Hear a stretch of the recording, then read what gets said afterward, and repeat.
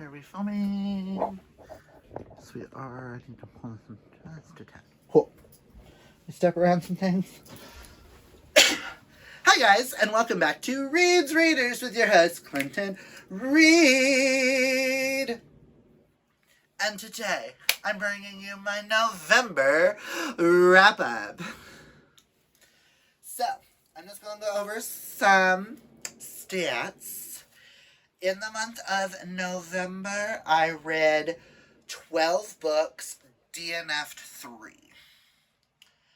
I had 1 2-star, 2 4-stars, and 9 5-stars. 0 rereads. The hell just fell?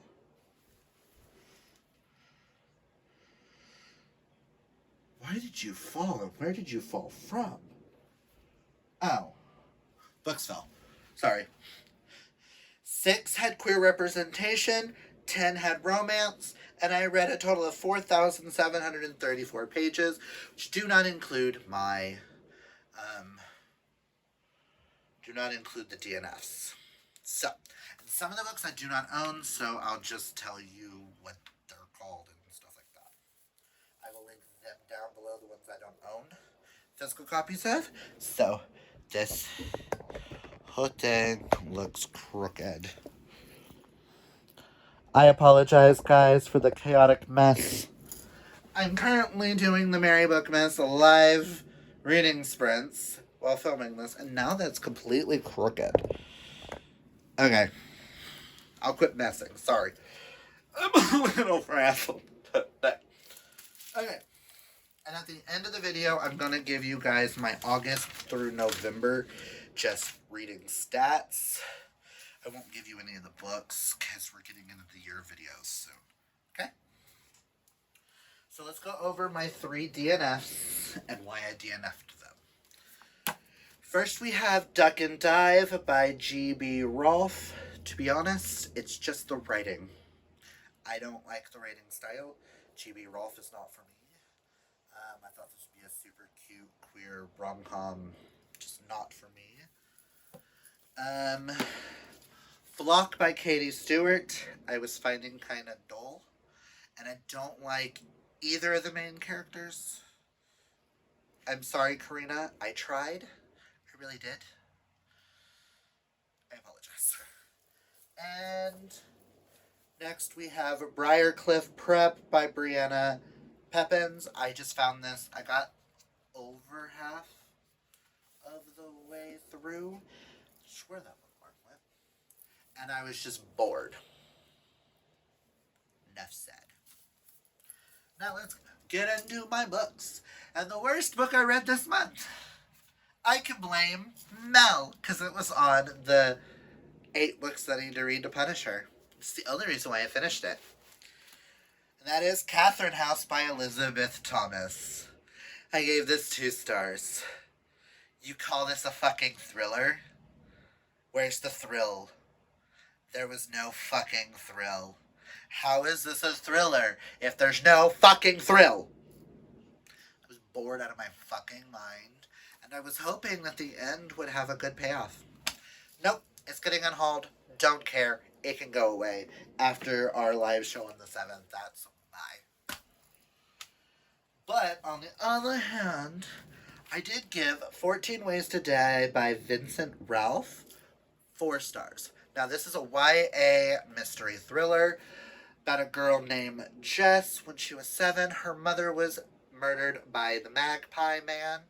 10 years later, the killer is still at large, so she applies to be on this reality show to find the killer.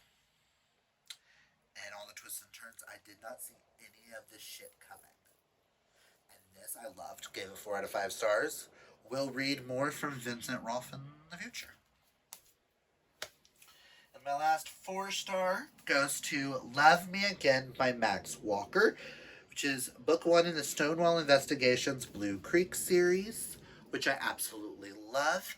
I will be finishing this series in 2023 because there's 2 more books in this series, and then I will go back to the original Stonewall Investigations series. But Stonewall Investigations, basically the whole world is it's a investigative services for queer, that all of their agents are queer, somewhere on the spectrum, and they all take on cases that are for marginalized people, as in LGBT, African Americans, Asian Americans, stuff like that. People who no one thinks of their cases, they take it on. This is very much like an FBI kind of vibe. This one follows Austin and Charlie. Austin moves back to his small hometown of Blue Creek and runs into Charlie, his ex boyfriend, who has. Who.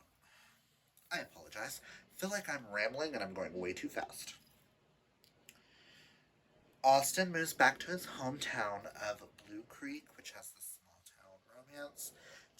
And he runs into Charlie, his ex boyfriend, who does not remember him. Charlie has 7 years of his life that was stolen due to an accident, and Austin decides to help him get his memories back and find out what happened. And I absolutely love this, love these characters, love this city, love everything about this, and it's just, this is not one of my all-time.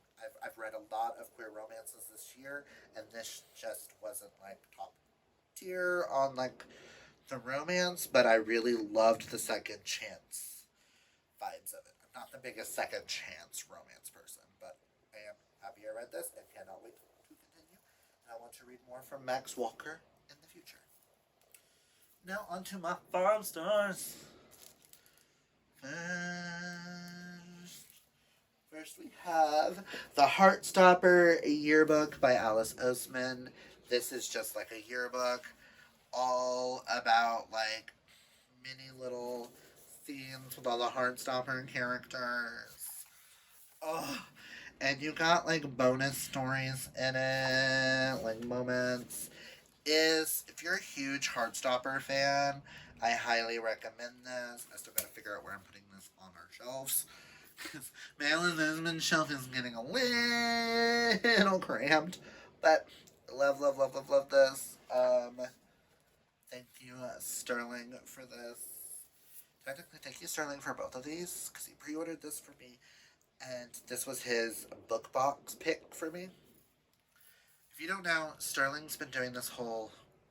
every month he buys me a queer romance, where, because there isn't a book box that specializes in male romances every month that are random, so he's going off of my wish list and just randomly picking one that sounds interesting to him and getting it for me to read for that month. Because he's the best husband in the whole wide world. But yeah. Next we have Nothing More to Tell by Karen M. McManus. You should go check out my Karen M. McManus video. I do talk more about this. Gave this 5 out of 5 stars. This actually, I think, is one of her best written books of all time. And it's Karen M. McManus. We all know I'm going to read more and more from her. Next we have Kingdom of the Feared by Carrie Maniscalco. This is book 3 in the... Is it just the Kingdom of the Wicked series? Yeah, the Kingdom of the Wicked series is book 3, which follows Emilia and Wrath. In the first one, Emilia finds her sister Victoria, found out that she had died, and she summons a demon to help her figure out what happens. I can't tell you any more than that, but this is one of my favorite series, and I absolutely loved this. Next, I read Something Borrowed. Next, we have Something Borrowed, Something Boo by Shane K. Morton. I gave this 5 out of 5 stars. It's free on Kindle. I will own this entire series. It is book 1 in the Point Pleasant Holiday series. And Something Borrowed, Something Boo is a Halloween-based romance that is phenomenal. Just go check it out. Can't think of any of the characters' names, but go check it out.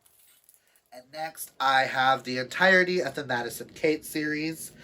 I was going to try to read the whole Flock series and Madison Kate for Karina and Kaylani. Fortunately, I tried. I really did. But Madison Kate by Kate James, if you want good smut, if you want good thrilling smut, that shit was fucking phenomenal. 10 out of 10 out of 10 out of 10. The Spice, the Why Choose Romance with Three Eyes. Oh, I cannot wait to physically own these books and reread and reread. I will be reading the Heyday series. Hopefully, I'll be reading at least book 1 in January. We shall see. And then I'll be reading the Honey Badger? Honeybee or Honey Badger, whatever one. That's also a spinoff. And my favorite book of November was Blood Marked by Tracy Deonn. Now, this is the sequel to Legendborn, which all I can say is African magic and mythology meets King Arthur continuation. Fucking read it. Tracy Deonn is a fucking goddess. And this book is so much better than book 1, and I cannot wait to read book 3 when it comes out. I need book 3 like now because of the way this one ends. And when book 3 comes out, I will reread book 1 and book 2 going into book 3. Because, oh my god. That is my November wrap-up. Now, quickly, I'm going to go over my August to November 2022 stats, because you are going to be getting in my awards show, you will be getting my 2022 year stats at the very beginning. So, between August and November, I read 65 books. I had 1 1.5 star, 2 2 stars, 4 3 stars, 1 3.5 star, 11 4 stars, 3 4.5 stars, and 43 5 stars. Eventually, in the future, for Karina, I will eventually have charts and things once I figure out how to edit and post things. The goal is to edit so you can have some vlogs and posting up books. Because I don't know how to do that right now, so I'm hoping I'll be learning that in 2023. I had 2 rereads. 38 of the 65 books had queer representation. 54 of those 65 had romance as a main plot point. And I read 22,908 pages through those 4 months. That is all I've got for you guys for this video. One, I apologize that it's so chaotic. I'm hoping the other ones that I film are not as chaotic. But, yeah.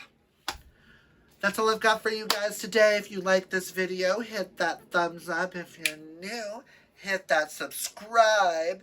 Also, comment down below. Let me know, did you read any of the books that I read? Did I convince you to read any or to get rid of one? Just let me know. And until next time, kids, always be fabulously yourself. Oh boy!